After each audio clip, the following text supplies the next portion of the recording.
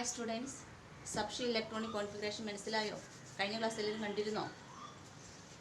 നിങ്ങളുടെ ടെക്സ്റ്റിൽ സബ്ഷി electronic configuration മനസ്സിലാക്കാനായി ഒരു സബ്ഷെൽ ഇലക്ട്രോണിക് ഡിസ്ട്രിബ്യൂഷൻ സൂചിപ്പിക്കുന്ന രണ്ട് പിക്ചേഴ്സ് ഉണ്ട്.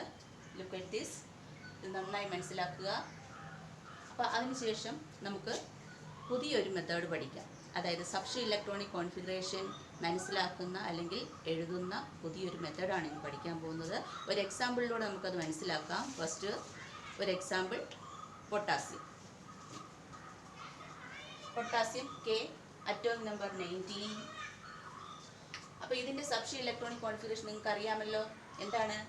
1s2, 2s2, 2p6, 3s2, 3p6, then 4s1 അല്ലേ?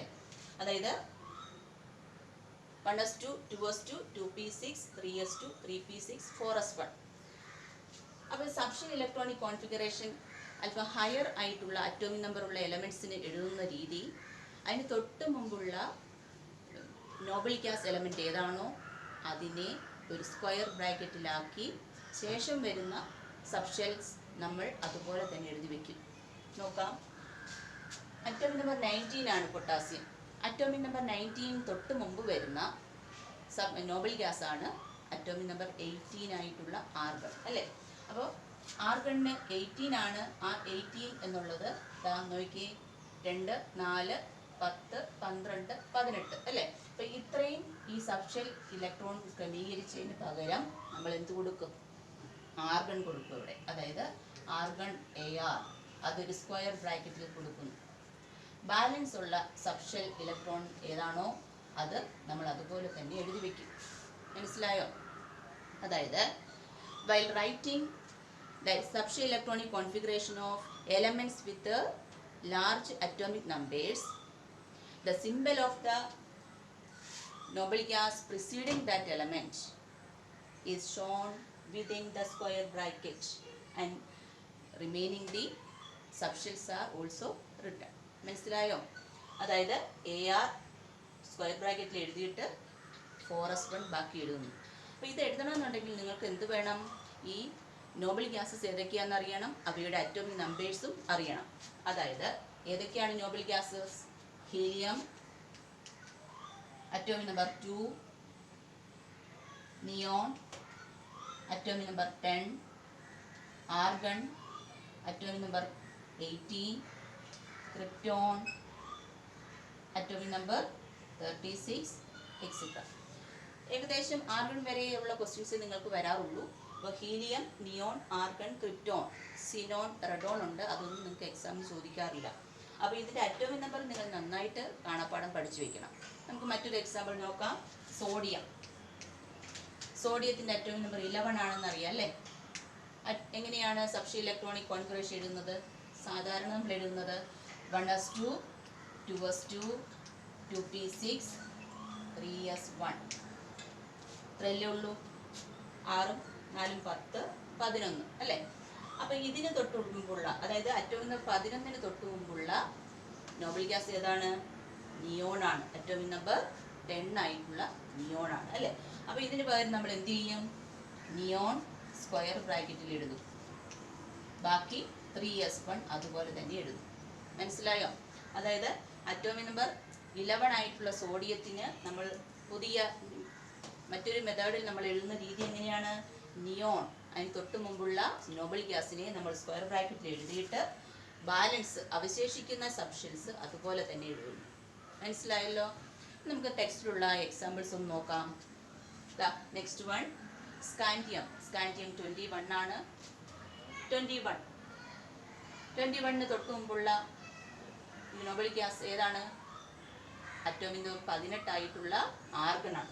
അപ്പോൾ ആർഗൺ സ്ക്വയർ ബ്രാക്കറ്റിൽ എഴുതി ബാലൻസ് അവശേഷിക്കുന്ന 3d1, 4s2. Then calcium 20. കാൽസ്യത്തിന് തൊട്ട് മുമ്പുള്ള നോബൽ ഗ്യാസ് ഏതാണ്? ആർഗൺ തന്നെ. അപ്പോൾ ആർഗൺ സ്ക്വയർ ബ്രാക്കറ്റിൽ എഴുതുന്നു. ദെൻ ബാലൻസ് ഉള്ള 4s2. മഗ്നീഷ്യം 12. മഗ്നീഷ്യത്തിന് തൊട്ട് മുമ്പുള്ള നിയോൺ ആണ് Nobel gas. Then 3s2. Cobalt 27. കൊബാൾട്ടിന് തൊട്ട് മുമ്പുള്ള നോബൽ ഗ്യാസ് ആർഗൺ തന്നെ സ്ക്വയർ ബ്രാക്കറ്റിൽ എഴുതി 3d7 4s2. Then zinc 30. 30ക്ക് മുമ്പുള്ളത് ഏത് തന്നെയാണ്? ആർഗൺ ആണ്. ആർഗൺ സ്ക്വയർ ബ്രാക്കറ്റിൽ എഴുതി 3d10 4s2. മനസ്സിലായോ? അതായത് another method of representing subshell electronic configuration എങ്ങനെയാണ്? By writing the subshell electronic configuration of elements with the higher atomic numbers. We can write the preceding noble gas element of that element as shown within the square bracket, and balancing subshells are also written. മനസ്സിലായല്ലോ? Then subshell electronic configuration of chromium and copper. അപ്പോൾ ഈ ക്രോമിയവും കോപ്പറും ഒന്നുകൂടെ തുടങ്ങാം. Subshell electronic configuration of chromium and copper. നമുക്ക് അവയുടെ subshell electronic configuration നോക്കാം. Chromium atomic number 24 ആണ്. 1s2 2s2 2p6 3s2 3p6 3d4 4s2. ഇങ്ങനെയാണ് നമ്മൾ ഇതിൻ്റെ സബ്ഷി ഇലക്ട്രോണിക് കോൺഫിഗറേഷൻ എഴുതുന്നത് അല്ലേ? എന്നാൽ യഥാർത്ഥത്തിൽ ഇങ്ങനെയല്ല. നോക്കാം. 3d4 4s2. ഈ 3d4 4s2 നമ്മൾ എഴുതുന്നത് എസ് സബ്ഷെല്ലിൽ ഒരു ഇലക്ട്രോൺ കൂടി ഡി സബ്ഷെല്ലിൽ കൊടുത്ത് 3d5 4s1 എന്നാണ് എഴുതുക. 3d5 4s1. അതുപോലെ തന്നെ കോപ്പറിൻ്റെ 29 അറ്റോമിക് നമ്പർ ആയിട്ടുള്ള കോപ്പറിൻ്റെ സബ്ഷി ഇലക്ട്രോണിക് കോൺഫിഗറേഷൻ ലാസ്റ്റ് വരുന്നത് എങ്ങനെയാണ്? 3d9 4s2 ആണ്. അപ്പോൾ അത് 3d9 4s2 അല്ല, എസ്സിൽ നിന്ന് ഒരു ഇലക്ട്രോൺ ഇങ്ങോട്ടേക്ക് മാറ്റി എങ്ങനെ എഴുതും? 3d10 4s1. എന്തുകൊണ്ടാണ് ഇങ്ങനെ എഴുതുന്നത്? Because the half filled D subshell or completely filled D subshell is more stable than others. അതായത് പകുതി ഫില്ലായിട്ടുള്ള ഡി സബ്ഷെൽ, അതായത് D5, അല്ലെങ്കിൽ കംപ്ലീറ്റ്ലി പൂർണ്ണമായി ഫില്ലായിട്ടുള്ള ഡി സബ്ഷെൽ D10, ഇത് ആണെങ്കിൽ ആ എലമെൻറ്റ് കൂടുതൽ സ്റ്റേബിൾ ആണ്. ഈ സബ്ഷെൽ ഇലക്ട്രോണിക് കോൺഫിഗറേഷൻ കൂടുതൽ സ്റ്റേബിൾ ആവുന്നത് എപ്പോഴാണ്? D5ഉം D10ഉം ആവുമ്പോഴാണ്. അതുകൊണ്ടാണ് ഈ രണ്ട് എലമെൻസിൻ്റെയും സബ്ഷി ഇലക്ട്രോണിക് കോൺഫിഗറേഷൻ ഇങ്ങനെ വന്നിട്ടുള്ളത്. നമുക്കൊന്നുകൂടെ നോക്കാം. ക്രോമിയത്തിൻ്റെ അപ്പോൾ ആദ്യം തൊട്ട് നമുക്കൊന്നുകൂടെ എഴുതിയാലോ?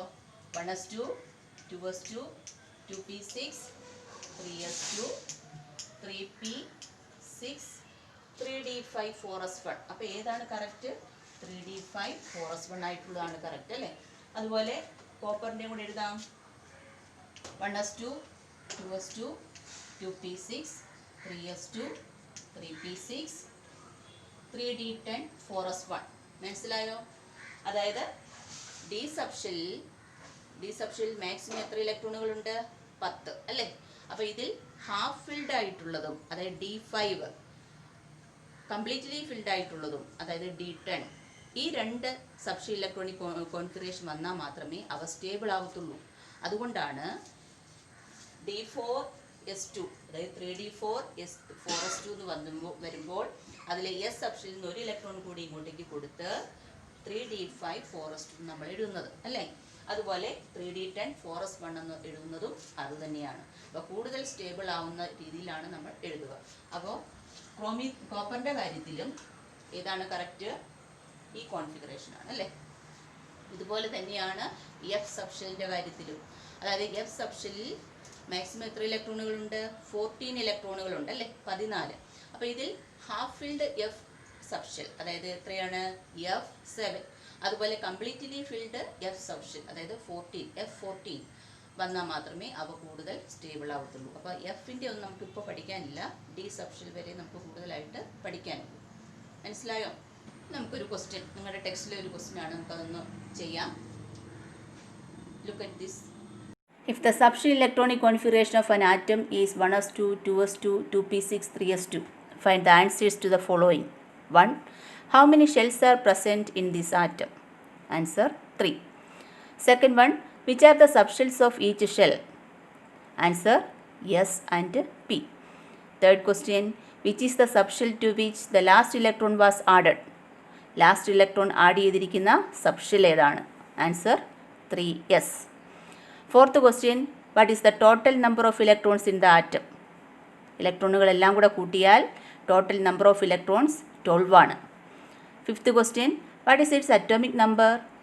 ടോട്ടൽ നമ്പർ ഓഫ് ഇലക്ട്രോൺസ് തന്നെയാണ് atomic number, that is 12. Sixth question, how can the subshell electronic configuration return in short form?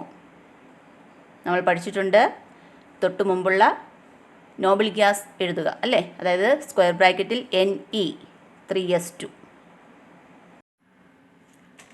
Subscribe ചെയ്യുക, കൂടെ ബെൽ ബട്ടണും അമർത്തുക. തുടർന്നുള്ള ഭാഗവുമായി നമുക്ക് വീണ്ടും കാണാം. നമസ്കാരം.